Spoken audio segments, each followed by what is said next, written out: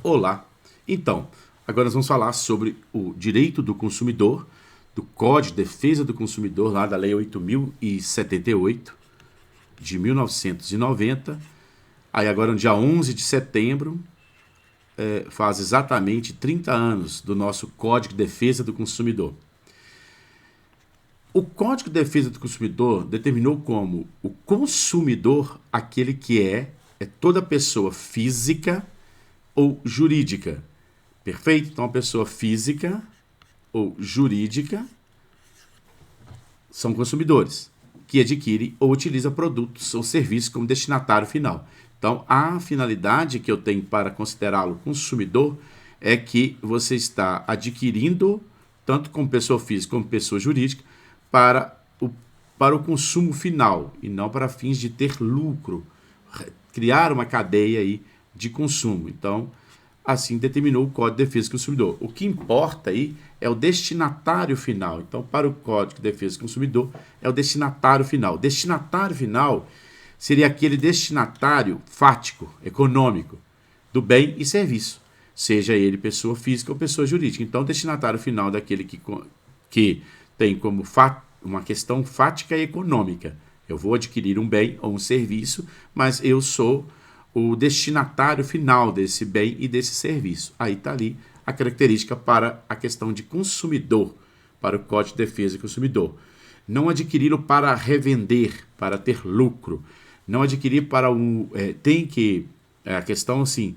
eu tenho que adquirir para um uso meu e não adquirir para um uso profissional. É para essa finalidade que a gente tem aí o enunciado do artigo 2º do então, Código de Defesa do Consumidor. Aí nós tivemos nessa linha de parâmetro as teorias. A primeira teoria que nós tivemos para fim de consagrarmos quem é o consumidor, teria a teoria minimalista. Então, a primeira teoria que teve foi a teoria minimalista. Tá? Essa foi a primeira teoria. Aí depois nós tivemos a teoria maximalismo. Tá? São essas duas teorias que iniciamos. Como que dizia, como que era a situação? Vejam bem, a teoria minimalista dizia assim, não relação de consumo entre correntistas e bancos. Tá? Então, assim, não existia ali uma relação de consumo para eles, não há consumo, perfeito? Já a teoria maximalismo dizia que era mais a teoria maximalismo, era mais uma teoria objetiva, tá? Então, aqui falava que não havia consumo, a relação, né, de consumo entre os correntistas e o banco e a instituição financeira. Tá? Agora, a teoria maximalismo era uma teoria objetiva. Eu falava que o código para a sociedade de consumo. Então, qualquer consumo para a sociedade, desde que não haja revenda. Então, assim, qualquer consumo que você tiver, desde que não seja para revender, não pode revender, ali, para ele, era a questão do direito do consumidor. Certo?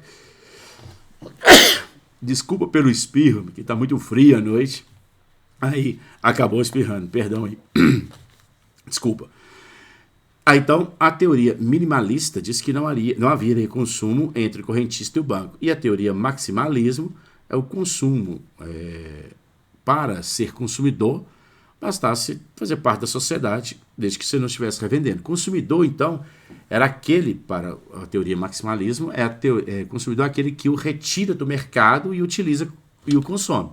Que seja produto ou que seja serviço.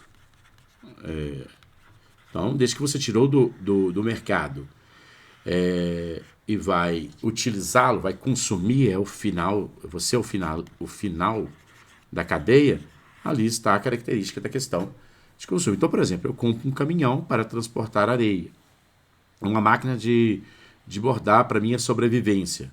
Estaria a ideia aí da teoria maximalismo. Aí depois veio a teoria finalista. Então nós tivemos aí por final a teoria finalista, tá? A teoria finalista, ela abrange a seguinte circunstância: ela é subjetiva. Ela é subjetiva ou que a gente pode chamar de teleológica. Teleológica ou teleológica. O finalismo o consumidor é aquele que retira o produto do mercado, então ele tem que o consumidor ele vai retirar o produto do mercado. Então o consumidor, para ele, quer dizer, o consumidor retira o produto do mercado,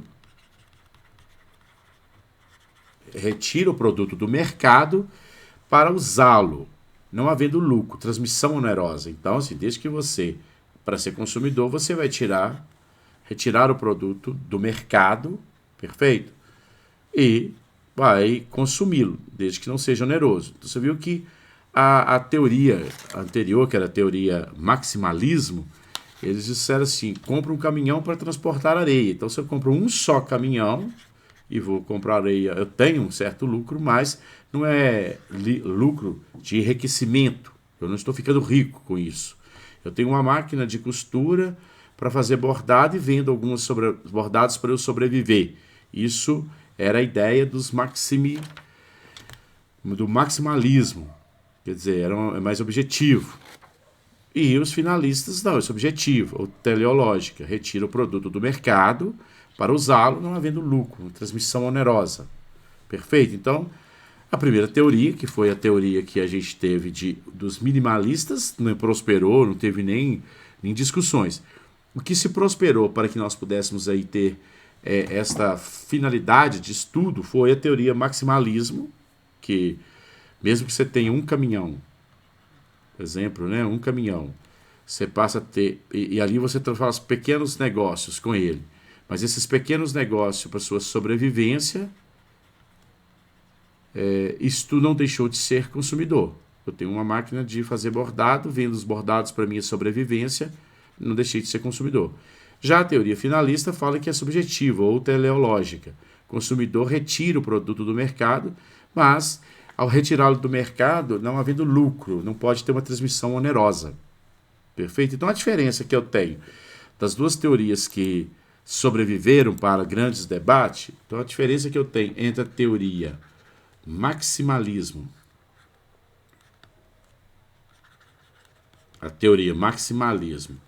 vezes a teoria finalismo,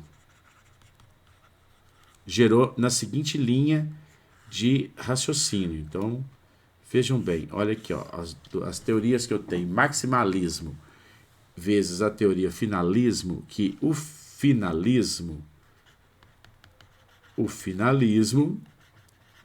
é o consumidor não pode enriquecer, tá? Então aqui o consumidor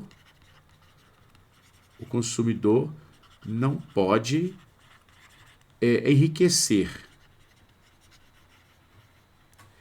Criar nova cadeia de consumo. Então ele não pode enriquecer, criar nova cadeia de consumo. Já a teoria maximalismo,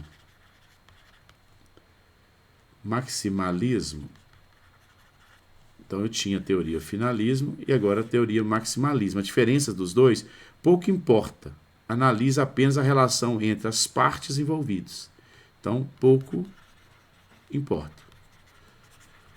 Então, é onde que se eu tiver um caminhão para a minha sobrevivência, se eu tiver uma máquina de costura para a minha sobrevivência, pouco importa. Porque o maximalismo pouco importa. O que interessa, eu vou analisar apenas a relação entre as partes envolvidas. Se realmente existe uma questão da hipossuficiência de uma parte e não da outra. Agora, um único produto, eu não estou aqui enriquecendo, eu estou sobrevivendo. Então, passei a ter essas duas teorias, finalismo e maximalismo, que ali foi então os grandes estudos e cooperações para o desenvolvimento do nosso Código de Defesa do Consumidor, que agora em setembro já se faz 30 anos. Bom, aí o STJ,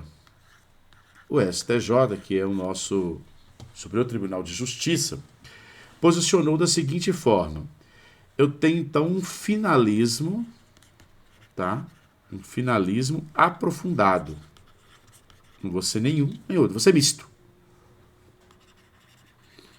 Aprofundado. A teoria híbrida, que eles chamaram, é uma teoria. Eu vou juntar as duas, maximalismo e finalismo. Eu teria aí uma teoria híbrida, correto? Híbrida. Eu teria os dois. O que ele faz? O consumidor, então, para o STJ, já pacificado, ele diz que consumidor é a parte mais vulnerável. Então, para ser consumidor, eu tenho que ver a questão da vulnerabilidade. É a parte mais vulnerável da relação. Então, a parte mais vulnerável, consumidor é a parte mais vulnerável da relação de consumo, ainda que não seja o destinatário fático. Tá? Final. Eu preciso de ver, então, a vulnerabilidade. Então, ficou um finalismo aprofundado, uma teoria mista.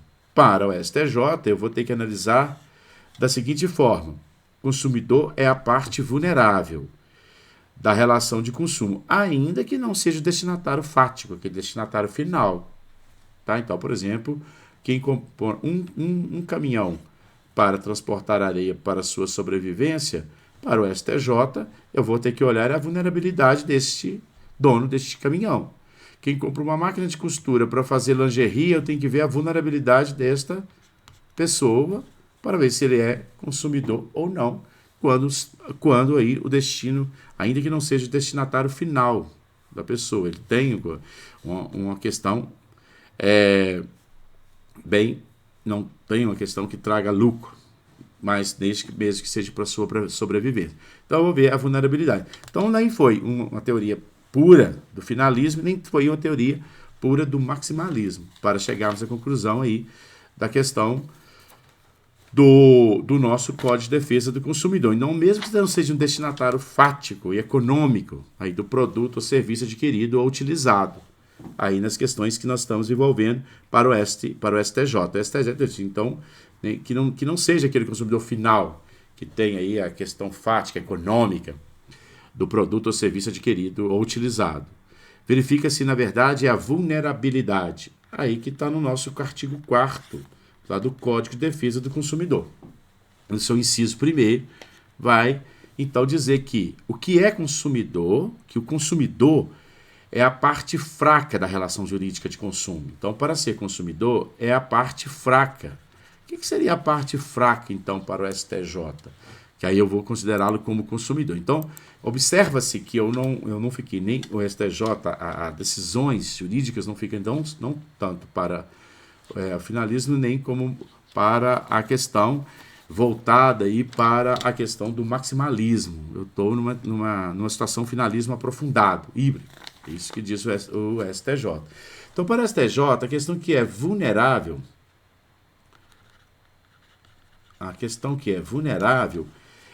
não tem informação técnica sobre o produto, então ele não tem uma formação técnica sobre o produto, correto?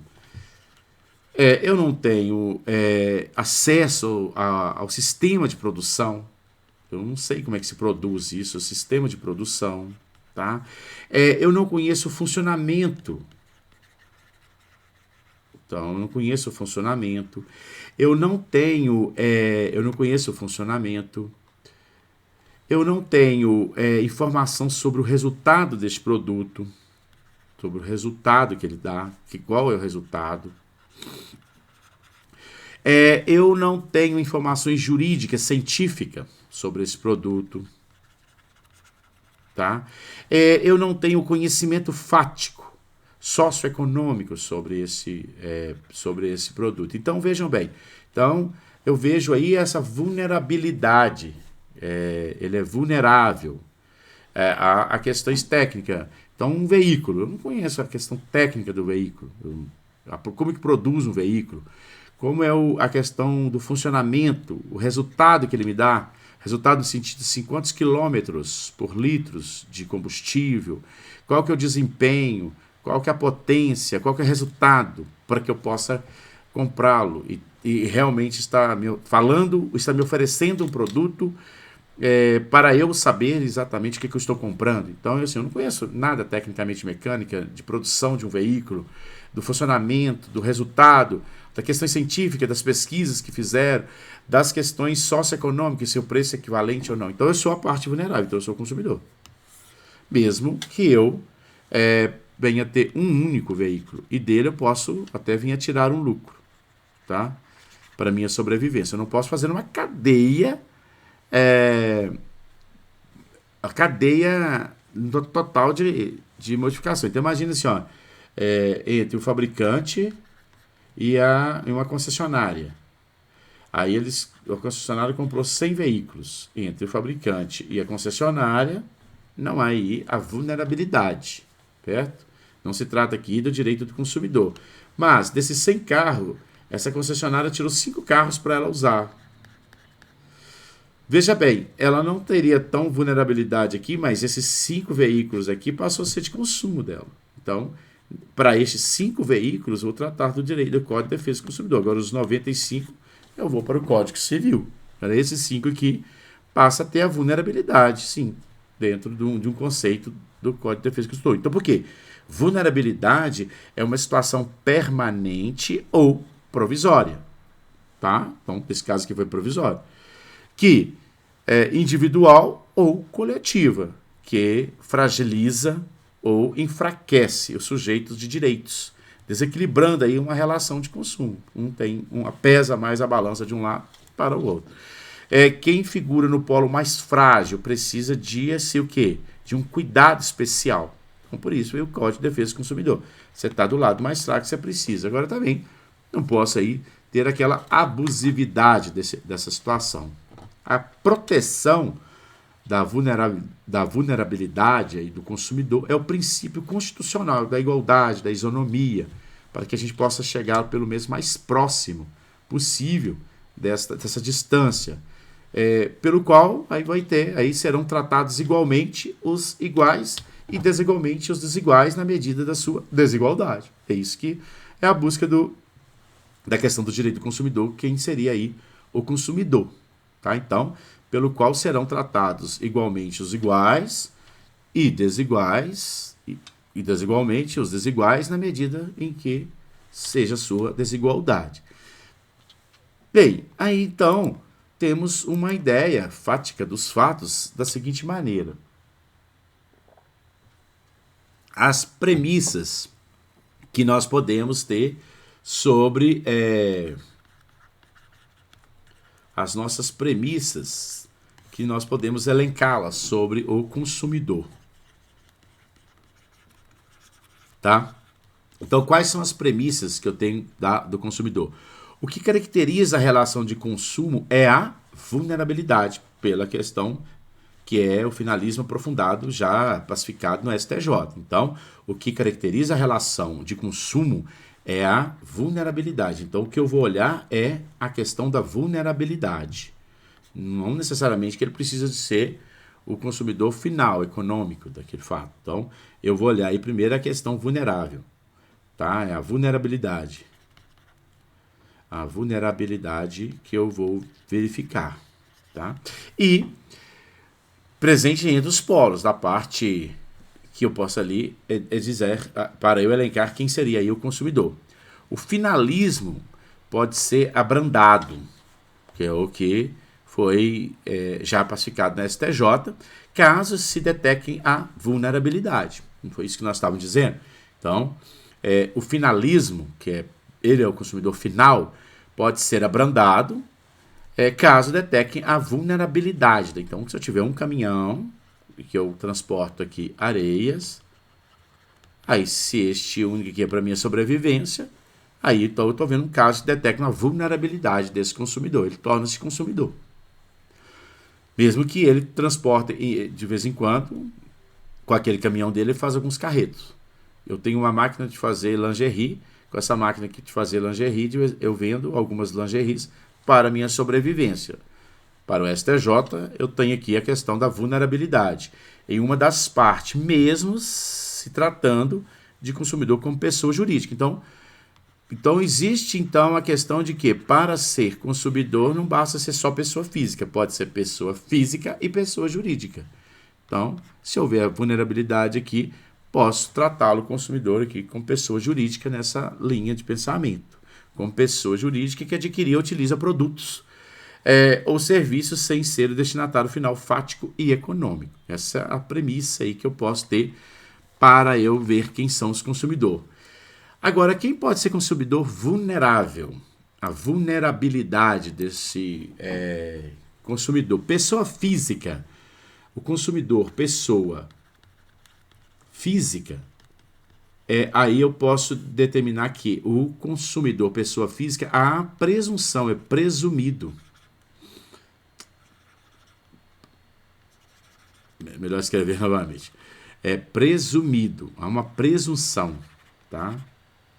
É presumido. A relação entre a questão da pessoa física, consumidor, e o fornecedor. Há uma presunção relativa, tá? Admitindo prova contrária. Lógico, então, sim, eu posso tê-lo, que é essa presunção que eu tenho, é uma presunção relativa. Por quê? Admite-se prova contrária. Tudo bem, pode ser uma pessoa física, mas na verdade você tem uma cadeia de enriquecimento com esse produto. Então não quer dizer que pessoa física por si só seja presumido. É presumido, mas pode admitir aí a prova contrária. Então ela se torna uma presunção relativa. Agora, já a pessoa jurídica, a pessoa jurídica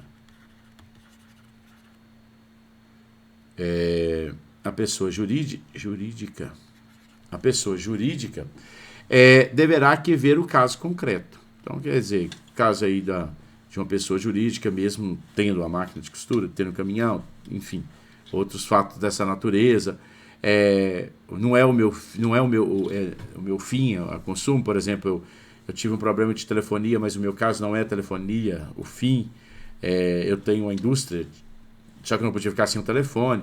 Aí eu tenho que ver o caso concreto. Do caso concreto, eu posso tirar aí a presunção. Então, o STJ, em recurso em mandado de segurança, a ministra da terceira turma, então entendeu que a pessoa jurídica eu tenho que ver um caso concreto. Pode ser a questão de dali ter realmente a proteção do Código de Defesa do Consumidor ou não, dependendo de qual que é o produto fim da empresa, da sociedade empresária que tem.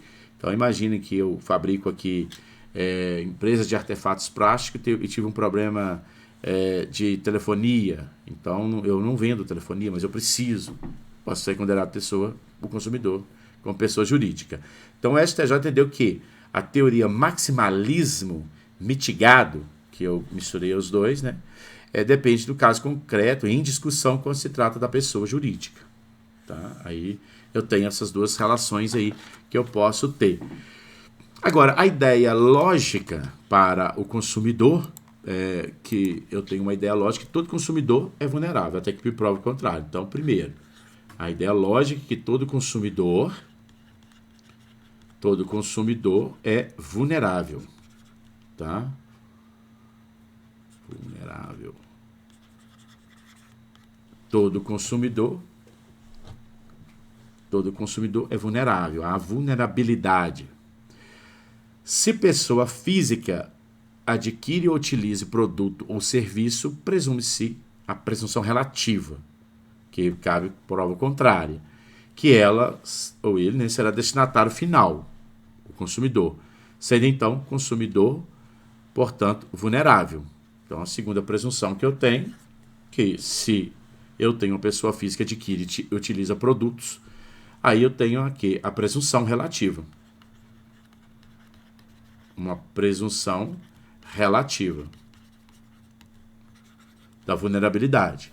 A minha terceira situação é que eu tenho, se a pessoa jurídica vai depender do caso concreto para caracterizar a relação de consumo. Então, eu tenho que pegar um caso concreto para eu vê-lo realmente qual é o caso. Eu preciso de ver se aqui a vulnerabilidade que tem a pessoa jurídica sobre o fato exatamente do consumo dele. Então eu tenho aí a questão que é o maximalismo, mas porém assim, eu tenho que ver o caso concreto para entendermos aí sobre a questão da pessoa jurídica. Então, da pessoa jurídica que sempre verá essa situação para oportunizar. Então, eu tenho que ver, olha, você tinha uma concessionária e não teve energia, você precisa de energia, só que aí você ficou prejudicado com vários outros aspectos. Então, a vulnerabilidade desse caso concreto é possível discutir no Código de Defesa do Consumidor. Por quê? Você não é o consumidor final que vende, mas ela faz parte só do seu negócio. Então, é possível. Então, eu vou ver o caso concreto. Tá? Mesmo se pessoa jurídica adquirir ou utilizar produto ou serviço e não for destinatário final, o Código de Defesa poderá ser aplicado, comprovando aí a vulnerabilidade. Foi o que a gente acabou de dizer. Então, mesmo se uma pessoa jurídica adquirir ou utilizar produto ou serviço e não for o destinatário final, o Código de Defesa poderá ser aplicado, comprovando aí eu tenho que comprovar a vulnerabilidade, é o caso concreto, correto? Então, caso aí da energia elétrica não concessionária, igual eu disse exemplo de uma indústria de artefatos plásticos, que é a telefonia, mas que prejudicou, e aí é possível, então, eu tratar aí direito do consumidor. Então, eu tenho o telefone, tá? Eu tenho uma indústria, tá? E essa indústria, eu tive questões com a companhia telefônica, eu sou uma pessoa jurídica, porém, eu não sou o destinatário final, porque eu não vendo esse tipo de serviço, eu tenho outro ramo de negócio, mas vou tratar com o manto do Código de Defesa do Consumidor na proteção da pessoa jurídica. Perfeito? No caso concreto. Agora, se eu ver que a minha empresa é a telefonia pura, que é telemarketing, aí eu já não tenho mais a proteção, assim, propriamente dito, da questão aí da proteção do Código de Defesa do Consumidor quando se trata de pessoa jurídica. Perfeito? E o que é a hipossuficiência? Então, o que é a hipossuficiência? A hipossuficiência para o Código de Defesa do Consumidor. Hipossuficiência consumirista é a disparidade técnica ou da questão informacional, para informação. Não é aquela hipossuficiência da carência de recursos financeiros que você elenca para pedir justiça gratuita quando você vai estar em juízo. Tá? Não é a hipossuficiência dessa natureza. É a hipossuficiência consumirista, é a disparidade técnica ou de informacional, de informação entre o fornecedor e o consumidor. A hipossuficiência, ela não é presumida, tá? Para a pessoa física, porque não é a questão da vulnerabilidade. Aplica-se o mesmo molde para a pessoa física e jurídica. Então, lá nós aprendemos há segundos atrás da questão da presunção do fato aí que é presumido quando se trata de pessoa física, e eu tenho que olhar o caso concreto para a pessoa jurídica. Então, quer dizer, a pessoa física é presumida quando se trata dessa vulnerabilidade. Agora, a hipossuficiência, aí eu tenho a hipossuficiência consumida, é a disparidade técnica e informal. Tá? Eu tenho uma pequena diferença. Então, aplica do mesmo modo, tanto pessoa física como pessoa jurídica, e ela não é presumida. Então, essa hipossuficiência aqui, ó, tá? Não é presumida para pessoa física, aplica-se tanto pessoa jurídica como pessoa física. Trata-se daqui da inversão do ônus da prova, é o artigo 6º, inciso 8º do Código de Defesa do Consumidor. Então, não se trata de condição econômica financeira do consumidor. Não protege mais o pobre, não é essa a questão dessa hipossuficiência. Essa inversão do ônus da prova é a hipossuficiência deste conhecimento, desse formato que tem, dessa hipossuficiência. Então, eu tenho uma pequena diferença entre a hipossuficiência com a vulnerabilidade. Ser vulnerável para a pessoa física é presumido. Eu tenho o caso concreto da vulnerabilidade para a pessoa jurídica. Agora, a hipossuficiência, que ela não é presumida nem para a pessoa física, nem para a pessoa jurídica, está no mesmo molde, eu tenho que ver o caso, concreto dessa circunstância, tá?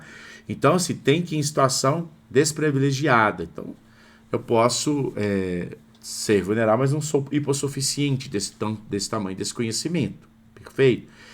Tem-se que está aí uma situação uma situação desprivilegiada desse consumidor.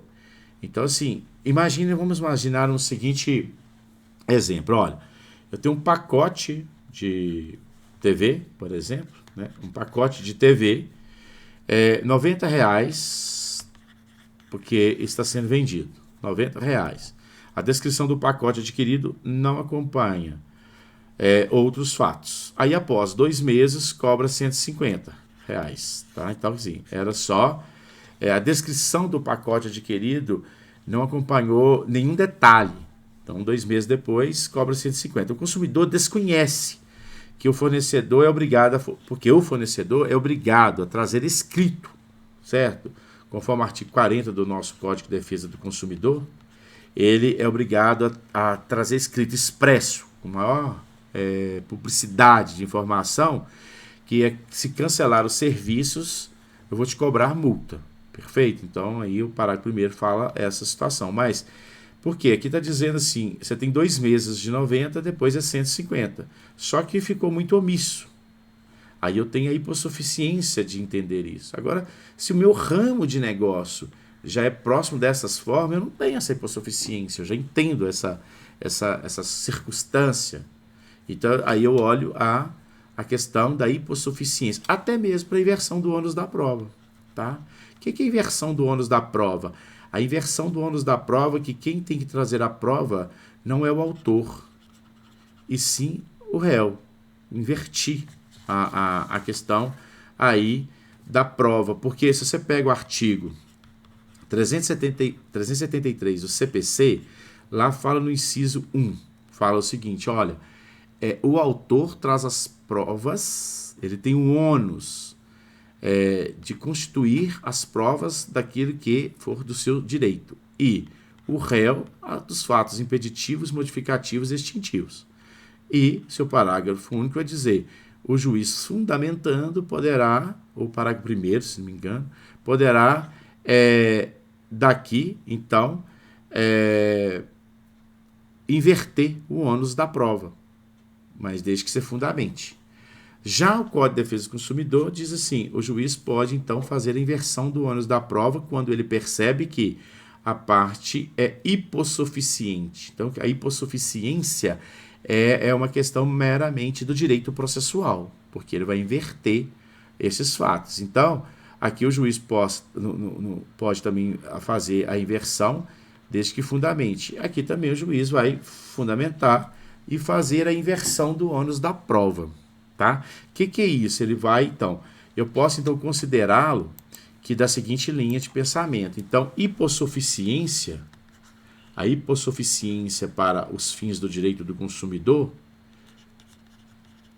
hipossuficiência, eu posso falar que é um direito processual, tá? Enquanto a vulnerabilidade, que nós aprendemos há minutos atrás, a vulnerabilidade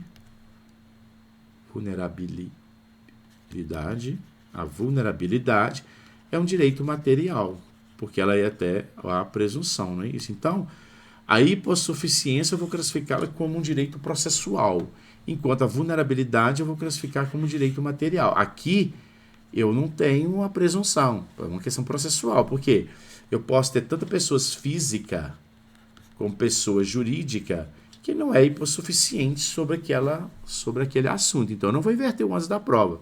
Então, por exemplo, se eu tiver aqui uma pessoa jurídica, onde ela tem acesso a todas as informações sobre a conta dela bancária, eu, o juiz, não vou fazer a inversão do ônus da prova para essa pessoa jurídica, mas posso fazer para a hipossuficiência de um senhor de 70 anos, quando se trata de vai adquirir serviços numa instituição bancária, porque há aí a hipossuficiência dele entender, interpretar toda aquela situação financeira, enquanto uma pessoa jurídica não tem essa hipossuficiência, então ele não vai inverter o ônus da prova.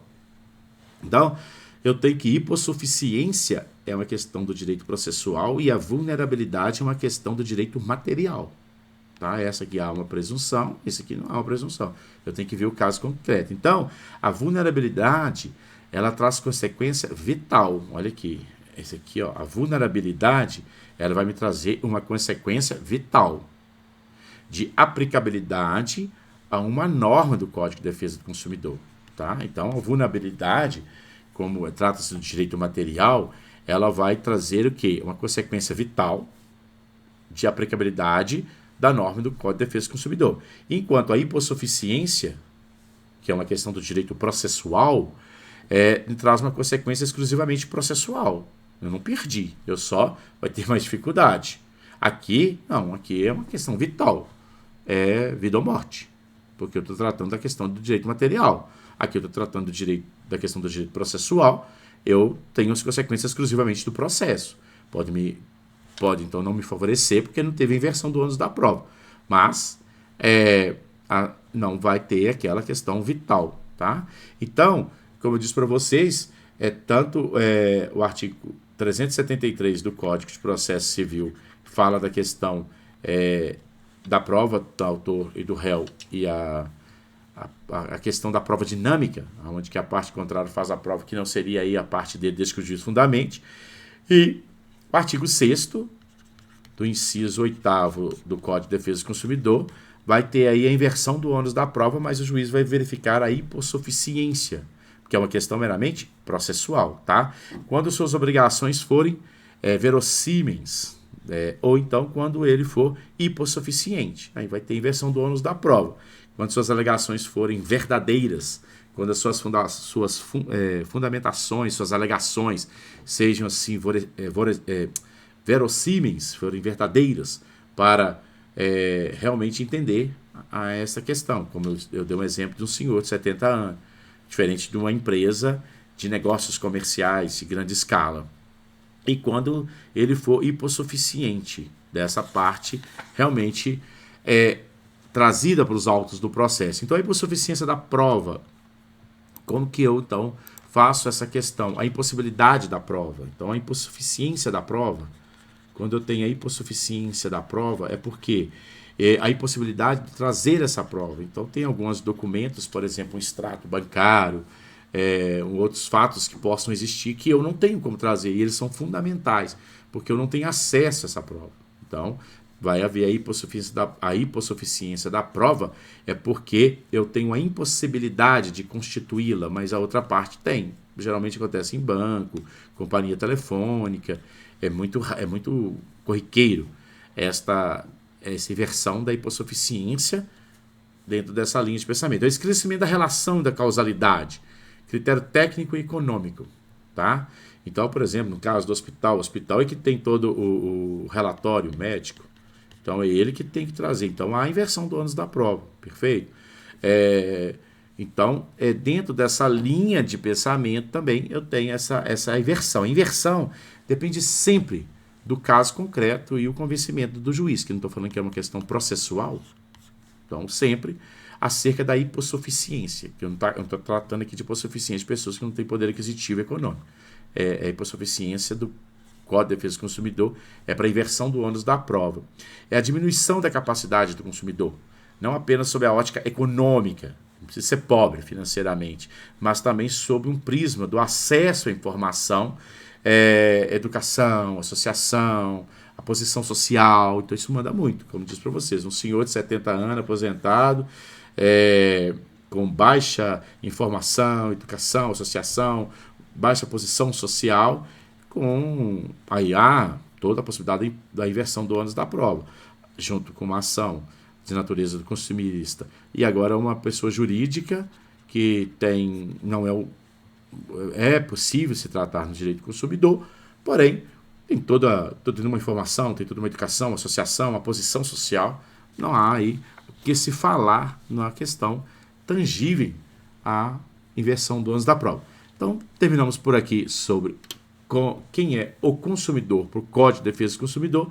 Na próxima aula nós vamos falar sobre os vícios e sobre defeitos. Então, espero vocês dar um forte abraço aí. Fiquem com Deus.